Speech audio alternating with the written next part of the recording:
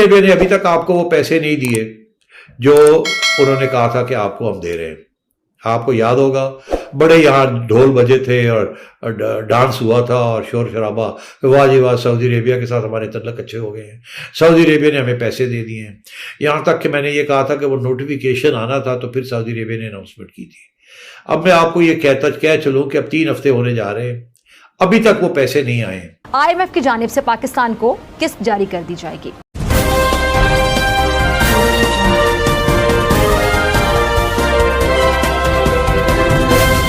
Fund की तरफ भी आ जाए, IMF फंड से रिलेटेड बड़ा अहम सवाल उठ रहा है कि स्टाफ लेवल पर मुआहदा पाकिस्तान से हो गया, जो एक अरसे से तकरीबन 2 माह से बातचीत चल रही थी। अब वो मुआहदा हो गया है और पाकिस्तानी आवाम को बड़ी खुशखबरियां सुनाई जा रही हैं कि IMF ने पाकिस्तान में होने वाली ग्रोथ का भी एतराफ़ किया है।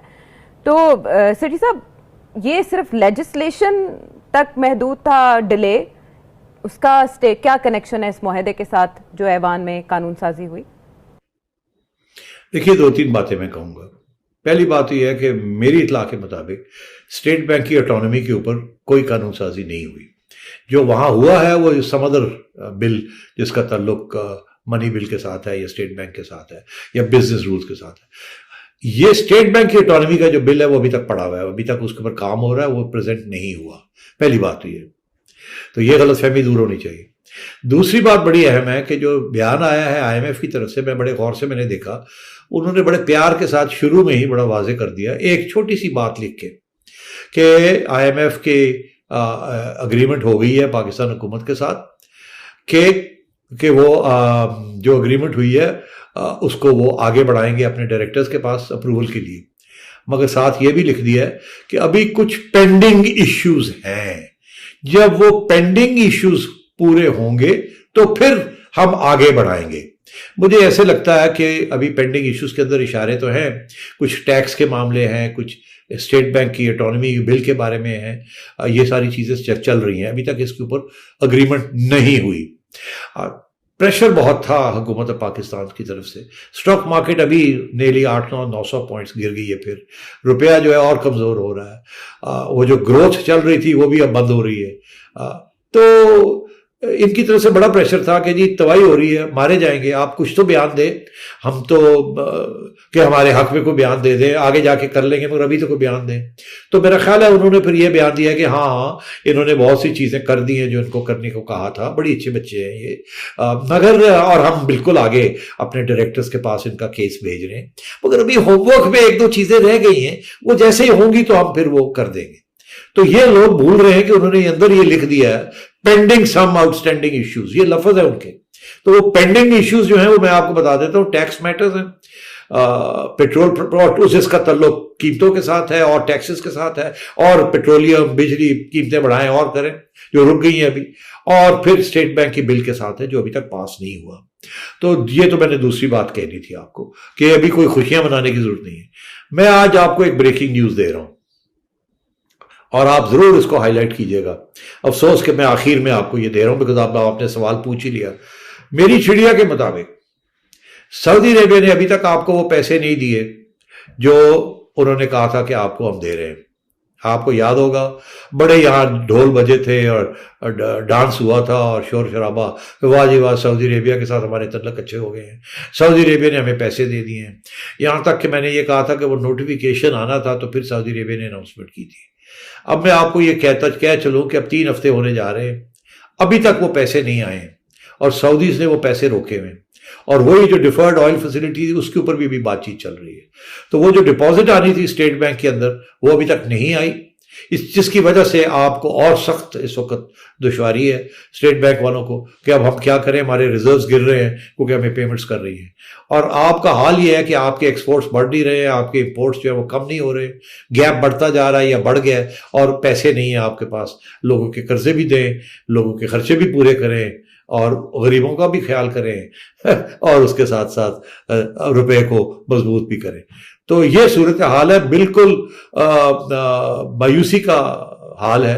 हुकूमत और IMF के दरमियान जो मुआहिदा है वो तय पा गया है। दोनों फरीकैन के दरमियान गुज़िश्ता कई महीनों से इस प्रोग्राम की बहाली के लिए आपको पता है कि मुज़ाकरात हो रहे थे। IMF की जानिब से जारी किए जाने वाले एलामिया के मुताबिक अब इस मुआहिदे को IMF के एग्जेक्टिव बोर्ड में मंजूरी के लिए पेश किया जाएगा, जिसके बाद IMF की जानिब से पाकिस्तान को किस्त जारी कर दी जाएगी। अच्छा, आज मुशीर खजाना साहब ने IMF से मुआहिदा तय पाने का ऐलान करते हुए कहा कि जो मुआहिदा है उसके तहत $1 अरब मिलेंगे। $1 अरब। इस सिचुएशन पे बात करने के लिए मेरे साथ मौजूद है मुअज़्ज़ज़ मेहमान, किसी तारुफ के मोहताज नहीं, सीनियर तजियाकार हैं हमारे माशियात डॉक्टर फ़ारूक सलीम साहब। डॉक्टर साहब बहुत शुक्रिया वक्त देने के लिए। डॉक्टर साहब, IMF से मुआहिदा तय पाने के बाद पाकिस्तान को $1 अरब मिलेंगे और IMF ने पेट्रोलियम लेवी में माहाना ₹4 इजाफा समेत जो GST उस पर इस्तिस्ना भी ख़त्म करने का कहा है। अब अवाम बड़ी कंफ्यूज है डॉक्टर साहब, ज़रा अवाम को समझाइएगा, तसल्ली दीजिएगा, हौसला दीजिएगा, या जो हकीकत है वही बताइएगा। अवाम ये सवाल कर रही है कि क्या किस्त जारी होने के बाद महंगाई में मज़ीद इजाफा एक्सपेक्ट करें वो? देखिए, पहली बात तो ये है कि अभी एलानिया हमारे सामने आया है और ये एलानिया IMF से निकलवाने के लिए हमें 3 बड़ी कुर्बानियां देनी पड़ी। अभी आपको याद होगा कि ₹1.70 फी यूनिट बिजली का रेट जो है वो बढ़ाया गया। स्टेट बैंक ने कोई 1.5% अपना इंटरेस्ट रेट जो है वो बढ़ाया और पेट्रोल के ऊपर तकरीबन ₹4 पेट्रोलियम लेवी इजाफी टैक्स की मद में आयद किया गया।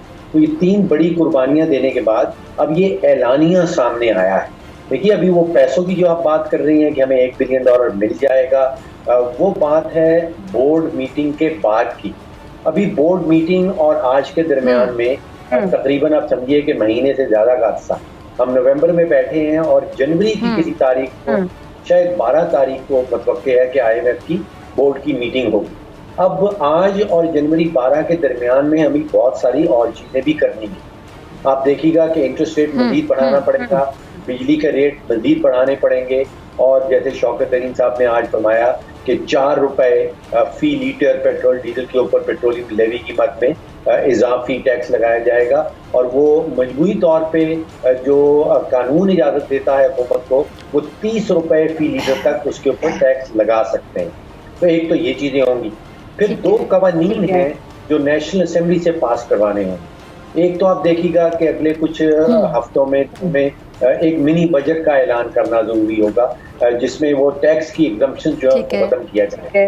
तो फाइनेंस का बिल एक पास करवाना होगा नेशनल असेंबली से और फिर एक स्टेट बैंक के हवाले से एक आज़ादी और खुद मुख्तारी का बिल है स्टेट बैंक का, वो भी नेशनल असेंबली से पास करवाना होगा।